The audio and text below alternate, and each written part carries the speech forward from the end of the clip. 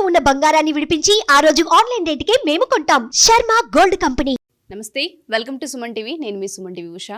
2025 సంవత్సరానికి సంబంధించి 12 రాశుల వారు అసలు ఏ విధంగా ఉండబోతుందో ప్రత్యేకించి అడుగుతూ ఉంటుంటారు. ఎస్పెషల్లీ 12 నెలల్లో కనుక మనం చూస్తే ఏ నెల కలిసి వస్తూ ఉంటుంది, వ్యాపారంలో కావచ్చు, సంతానంలో కావచ్చు, లేదంటే వివాహానికి సంబంధించి కావచ్చు, పెట్టుబడులు పెట్టొచ్చా, సంతానం విషయంలో ఈ టైంలో మేము డెసిషన్ తీసుకోవచ్చా, వివాహానికి సంబంధించి మేము అప్రోచ్ అవ్వచ్చు అని అడుగుతూ ఉంటుంటారు. అండ్ దాంతోపాటు రిలేషన్షిప్ ఎవరైతే భార్యాభర్తలు ఉంటుంటారో మాకు ఏ విధంగా ఉంది, ఒడిదుడుగులు కనిపిస్తూ ఉన్నాయి అని మాట్లాడే వాళ్ళు ఉంటూ ఉంటారు.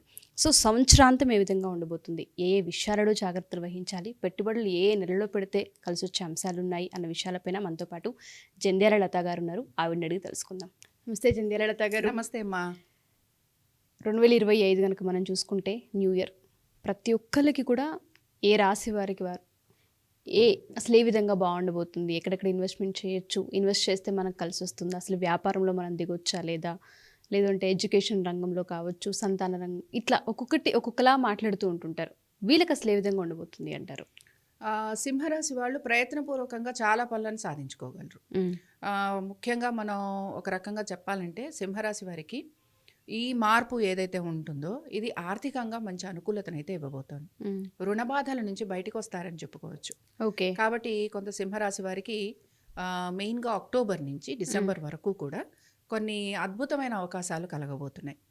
వీరి సంతానం గనక విదేశాలకు వెళ్ళాలి అని ప్రయత్నం చేస్తుంటే చక్కగా వెళ్ళిపోతారు.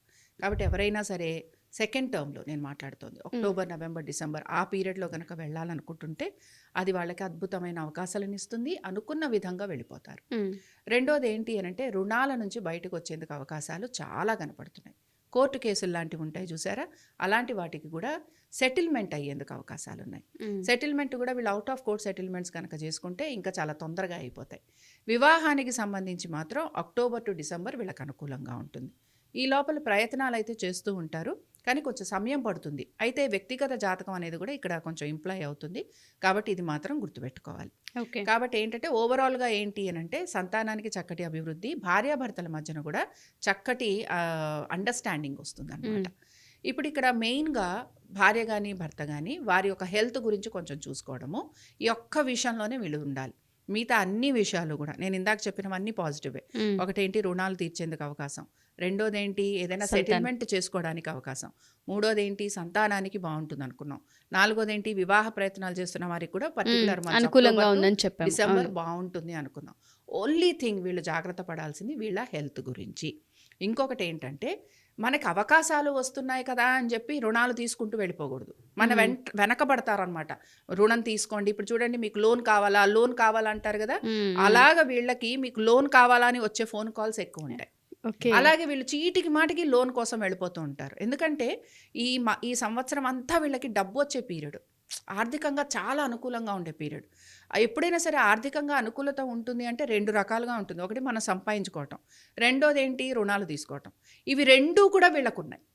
అందుకని ఏం చేస్తుంటారు, ఆర్థికంగా అనుకూలత ఉంది, అలాగే రుణాలు తీసుకునే అవకాశం ఎక్కువగా కనపడుతోంది. అక్టోబర్ టు డిసెంబర్ వీళ్ళు ఏం చేస్తారు, ఇల్లు లాంటివి తీసుకున్నారనుకోండి, సొంత ఇంటి కళ నెరవేరే అవకాశాలు చాలా ఉన్నాయి. కాబట్టి ఏమవుతుందంటే వీళ్ళు రుణాలు తీసుకునేందుకు అవకాశం ఉంటుంది, కానీ చాలా పెద్ద మొత్తాలలో తీసుకుంటారు. గుర్తుపెట్టుకోవాల్సింది ఏంటంటే ఇప్పుడు బాగుంది, మళ్ళీ 2026 ఏ విధంగా ఉంటుంది అనేది కూడా మనం గమనించుకోవాలి. అందుకని దాని ప్రకారంగా వీళ్ళు ప్లానింగ్ చేసుకోవాలి. ఈ ఒక్క విషయం వీళ్ళు గమనించుకుంటూ వెళ్ళారంటే లైఫ్ చాలా స్మూత్గా ముందుకెళ్ళిపోతుంది. ఓకే.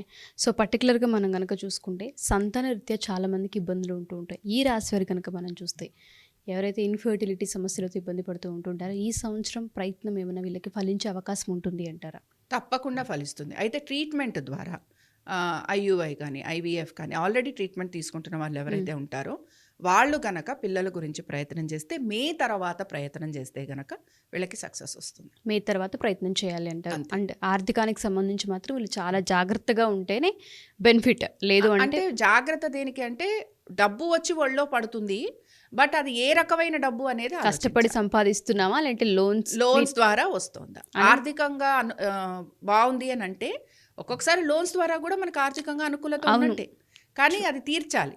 అదే మన సంపాదన అనుకోండి ఎవరికి ఇవ్వాల్సిన పని లేదు. కాబట్టి ఏంటంటే ఈ పీరియడ్ ఎలా ఉంటుంది అంటే మనకే కాల్స్ వచ్చి మనమే ఎదురు వెళ్ళి మనమే లోన్ తీసుకుంటాం అనమాట. అది Okay. కాబట్టి అది మనకి నెక్స్ట్ ఇయర్కి నేను అంటుంది 2026కి ఏ విధంగా ఉంటుంది అని ఆలోచించుకొని చేయాల్సిన పని. డెఫినెట్గా. Thank you ma'am, thank you so much. నమస్తే.